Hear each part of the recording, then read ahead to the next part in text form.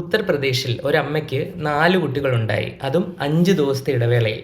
ഇങ്ങനൊരു ഡെലിവറി നടത്താൻ ആ ഡോക്ടർമാർക്കുണ്ടായ ധൈര്യവും ഇതിൽ കൂടെ കടന്നുപോയ അമ്മയുടെ ഒരു ഗട്ട്സും നമ്മൾ സമ്മതിച്ചു കൊടുക്കുക തന്നെ വേണം.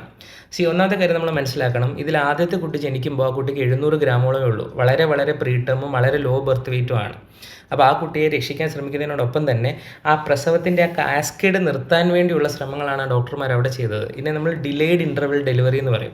മെഡിക്കൽ സയൻസിൽ വളരെ വളരെ റെയറായി ഡോക്യുമെൻ്റ് ചെയ്യപ്പെട്ടിട്ടുള്ളതും നമുക്ക് റെപ്ലിക്കേറ്റ് ചെയ്യാൻ ഭയങ്കര ബുദ്ധിമുട്ടുമായിട്ടുള്ളൊരു കാര്യം തന്നെയാണിത്. ലേബർ പെയിൻസ് വന്നു തുടങ്ങിക്കഴിഞ്ഞാൽ പിന്നെ അത് നിർത്താൻ വളരെ ബുദ്ധിമുട്ടാണ്. അതൊരു ചെയിൻ ഓഫ് ഇവൻറ്റ്സ് ആണ്. അപ്പോൾ പല രീതിയിൽ ശ്രമിച്ച് കാണാം. ചില മരുന്നുകളുണ്ട് യൂട്രസിൻ്റെ കോൺട്രാക്ഷൻസ് പ്രിവെൻറ്റ് ചെയ്യാനുള്ളത്.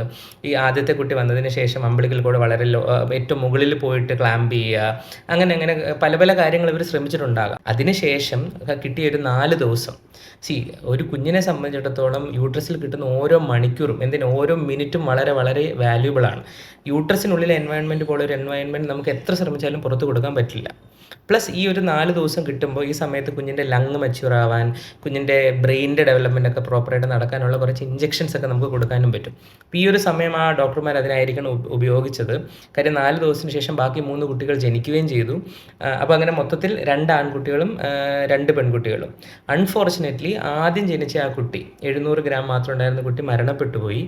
ബാക്കി 3 പേരിൽ ഒരാൾ അമ്മയോടൊപ്പമുണ്ട്, ബാക്കി 2 പേർ NICU, അതായത് കുഞ്ഞുങ്ങളുടെ ICUലാണ്. ഇപ്പോൾ സയൻസിൻ്റെ ഒരു അഡ്വാൻസ്മെൻറ്റ് നമ്മളൊന്ന് ആലോചിച്ച് നോക്കണം.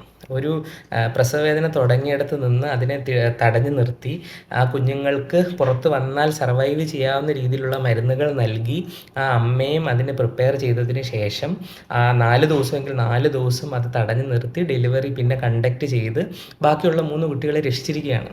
ഇറ്റ്സ് എ ബിഗ് തിങ് അല്ലേ? It's A huge thing. ഇതിൻ്റെ അപ്പുറത്തൊരു വശമുണ്ട്. സാധാരണഗതിയിൽ ഈ 2ൽ കൂടുതൽ പ്രഗ്നൻസീസ് ഒക്കെ ഉള്ളപ്പോൾ ഇപ്പോൾ നമ്മൾ അത് കണ്ടിന്യൂ ചെയ്യാൻ അങ്ങനെ ഒരുപാട് റെക്കമെൻഡ് ചെയ്യാറില്ല. അപ്പോൾ നമ്മൾ അമ്മമാരുടെ നേരത്തെ കുട്ടികളുടെ എണ്ണം കുറയ്ക്കാൻ ഫീറ്റൽ റിഡക്ഷൻ നമ്മളതിനെ പറയും, അതിനുള്ള ഓപ്ഷൻസ് ഒക്കെ കൊടുക്കാറുണ്ട്. ചിലപ്പോൾ ഈ അമ്മയ്ക്ക് അതിന് താല്പര്യമില്ലാഞ്ഞിട്ടാകാം, അല്ലെങ്കിൽ ചിലപ്പം അങ്ങനെ റിഡ്യൂസ് ചെയ്യാൻ പറ്റാത്ത എന്തെങ്കിലും അവസ്ഥകളാകാം. ഈ അമ്മയ്ക്ക് ഹൈപ്പർ ടെൻഷൻ ഉണ്ടായിരുന്നു, ലിവറിൻ്റെ ബുദ്ധിമുട്ടുകളുണ്ടായിരുന്നു. ഇത്രയും കാര്യങ്ങളെല്ലാം വെച്ചുകൊണ്ട് നാവിഗേറ്റ് ചെയ്ത് ഈ പ്രഗ്നൻസി അവിടം വരെ എത്തിക്കുകയും ചെയ്തു. ഇൻ ദി എൻഡ് 3 കുട്ടികളെ അവർക്ക് രക്ഷിക്കാൻ പറ്റി.